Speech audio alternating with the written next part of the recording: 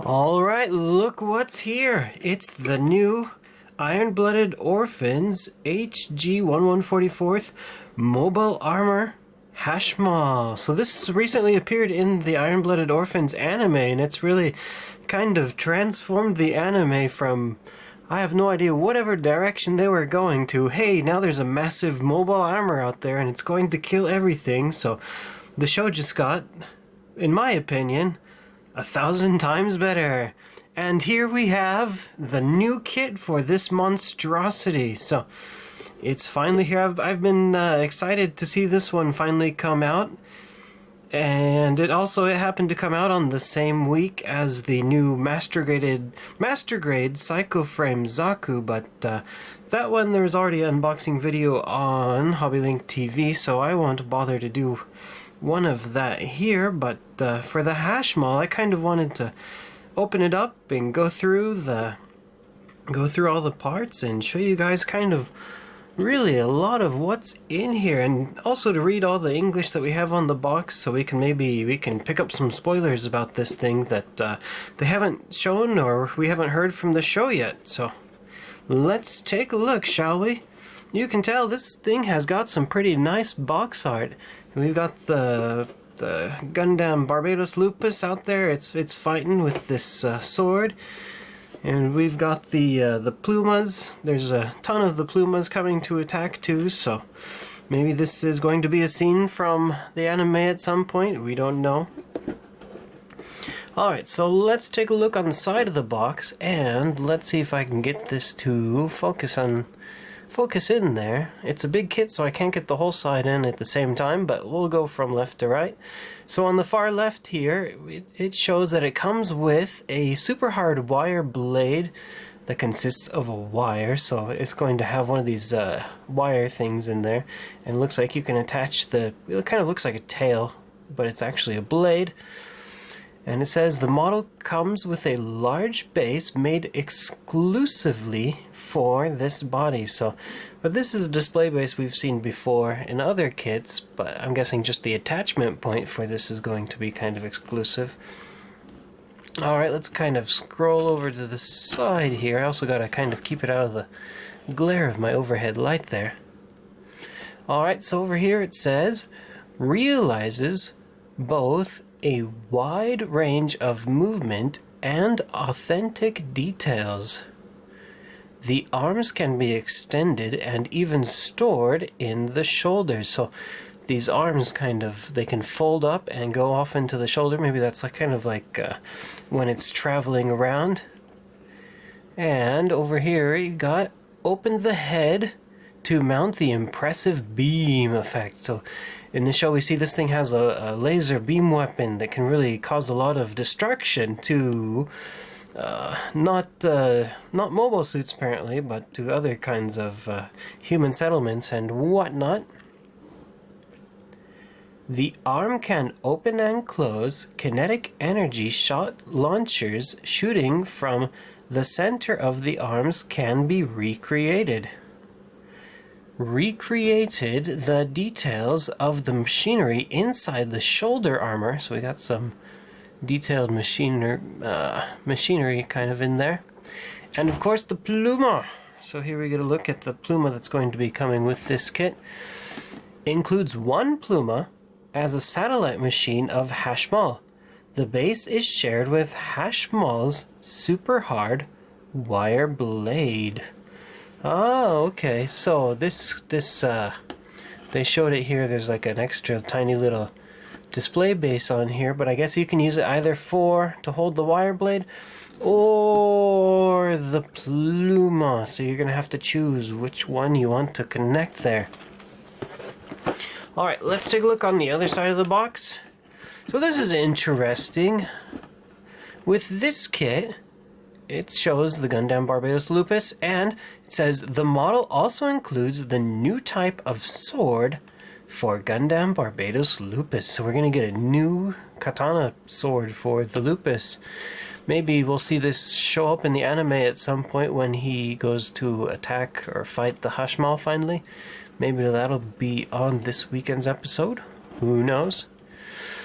And here it's just showing, it kind of shows you can make like a diorama scene if you would like. The Barbados holding the new sword that comes with this kit, the Hashmal, the Pluma, the Floros with holding the assault knife, which came with option set 7, I do believe.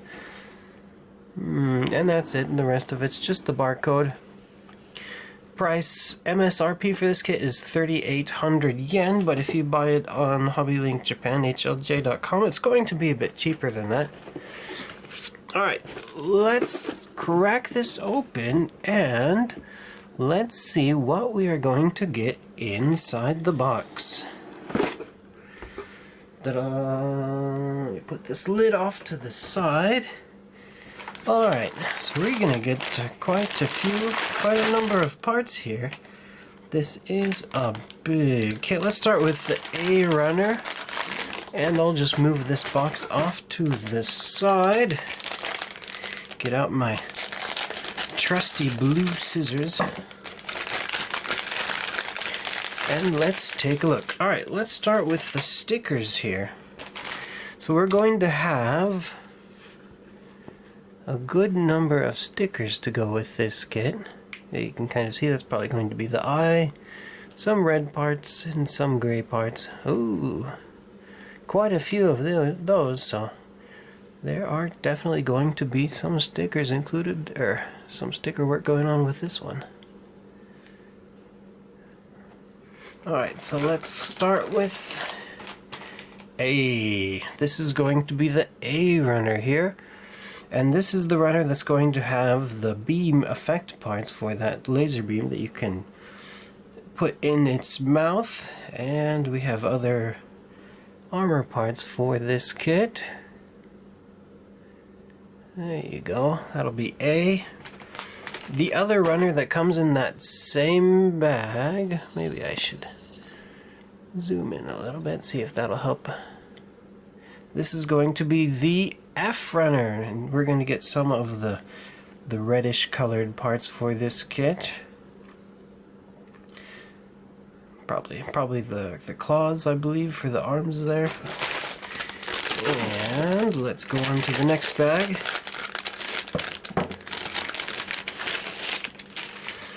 Alright, let's start with the C runner, the white one here. It's going to be probably some of the arm parts.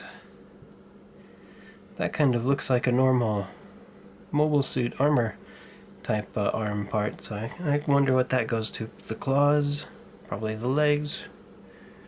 Not really legs, but tentacles. Also in this bag, we have the mobile armor, but these are the parts for that Pluma, that little kind of mobile armor thing. Oh, you know, that was one thing that I did note on the box that I forgot to kind of talk about, mention for that Pluma. Let me bring this back out. So here on the box, this was kind of interesting. I forgot to read this part. It says the upper hatch opens and closes. So I don't know why a Pluma would have a hatch, because these are supposed to be they're not controlled by, they're not piloted by any human, so nobody would need to enter the Pluma to get inside to pilot the thing, but yet they took the time to mold in this hatch that opens and closes, so this is maybe going to be something we're going to see at some later point in the show. That's kind of interesting to see. Who knows, but yes, they took the time to mold the opening hatch into this Pluma kit. I kind of wonder if at some point they would sell this separate if you wanted to buy more Plumas, but maybe not, because on the name for this runner, the G runner, just says mobile armor. Oh no, wait, it does. It says Pluma. So this doesn't say all the other runners say mobile armor Hashmal, but the Pluma does just say mobile armor. Let me see if I can focus in on that. Hopefully it will. Mobile armor Pluma. So I guess this could be included with other kits, or They could sell it separately at some point if they want, although the parts breakdown for this runner isn't so that you could, so they could separate it and break it down into one of the smaller type boxes that they use for like the option sets and whatnot. So that isn't the case. But it's possible we might see this in other kits. I kind of wonder. The Pluma's a bit bigger than I was expecting, to be honest, but that looks cool. Alright, so let's get on to the big shoulder parts.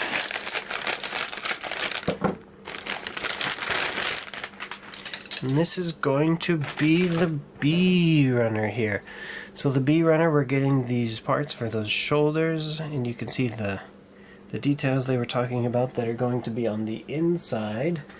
And just for a size reference for you, I do have one kit. Here's my Revive Gyan. Let me kind of put this off to the side so you can see how wide. So the HG Gyan, it's shorter still than the length of one of these shoulder things, and you figure it's going to be 2 of these long, so that's going to be a pretty good size kit, I guess, for HG. Not like a giant Neo Zeong size, but pretty good size. Alright, let's put you back again. I like the Gyan. That's a great kit, the Revive. Yeah, the other side, nothing to see. That's the B runner. Alright, so for the D runner, we got this softer frame runner type plastic, and this is the runner that's going to have that new sword for the Lupus, and it's going to have the display stand that you can put that wired knife or the Pluma on it if you would like. We're going to have some of the insides and whatnot for the Hashmal here, some of the joints.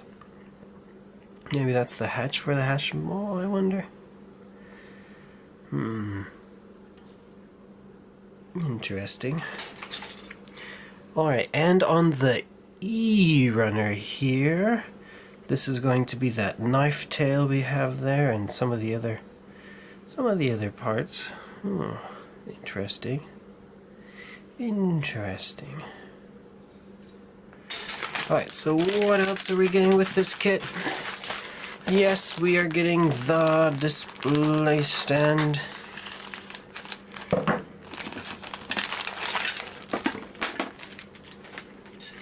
So nice big base 5 display stand.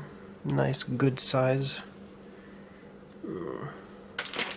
And the wire for that knife. We get one piece of wire with a bit of copper on the inside there, it looks like. Alright, so it's time for the manual. And let's read about this. Let's see what the manual says about the Mobile Armor Hashmal. Look at that art. That is some great looking art for this. It's a really interesting look. Metal Gearish, I guess. Alright, so let's read the English, shall we? It says, it is a larger man-made object that was uncovered at the test mining site at the half-metal mine on Mars. Its identity could not be explained, but this man-made object that looks like a giant bird was the mobile armor... Oh, I lost my place. That took the lives of about a quarter of the world's population during the Calamity War. Mobile armor is freestanding unmanned weapon, or is a freestanding unmanned weapon that was evolved to slaughter human beings. Its surface is covered with nanolaminate armor that is difficult to destroy. It also comes with a multitude of small machines called Pluma in tow, and it required humans to prepare large-scale forces in order to shoot down this single MA. This MA, I like how they just shortened it, mobile armor. This MA was called Hashmal, and during the Calamity War, there were countless numbers of MA. So I guess during the Calamity War here, there was quite a few of these things just going around, and as they showed in the anime, or as they talk about in the anime, I guess the people that destroyed the mobile armors, they were awarded the Order of 7 Stars, which is something that kind of passed down to their family through the generations. Alright, so how about the Pluma? The Pluma says, at first glance, the Pluma is shaped like a mobile worker. But like the mobile armor, this is an unmanned machine that does not have a cockpit block. It moves by receiving a supply power from the main unit in the form of microwaves.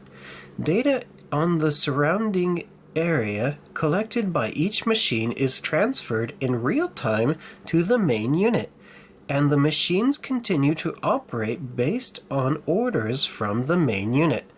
Though its form exists independently from the main unit, if you look at the system of the Pluma, you can see that it is part of the mobile armor. Alright, so it does mention again that it's unmanned, but there is a hatch on top. I don't know what that hatch could be for, but we'll find out at some point, I guess. Alright, so opening up the manual. This is going to be one of those bigger manuals where they got the staples on the side, so it just doesn't fold out like a regular HG manual. We have the parts breakdown, and we're going to start kind of with that center section, it looks like, and then it moves into the head. Then you're going to move on to the arm units. We're going to start with the right arm, go on to the left arm, connect all that stuff and put the stuff together in the stand, the tail, and connect it to the stand. How to attach this stuff. On more parts. How to operate the hands, or how to rotate them, I guess, if you wanted to put them up into, if you wanted to move them up into the sides there. It shows you how to do that, maybe for its kind of flight mode. And then we have instructions for putting together the Pluma, and instructions for the sword. And on the back, we have our color guide and more instructions about the stuff. Alright, we got a description for the new sword. This sword was reforged for Barbados Lupus at the MS Workshop on Tewaz. The body of the sword was created using the rare alloy used in frames, and it can even bisect mobile suits if wielded by the right person. So maybe they're going to create this sword in order to help Lupus destroy the Hashmal. Maybe we'll get a scene of him stabbing it in the heart at some point, or in the head. Who knows? Color guides. And that'll be about it for the Hashmal.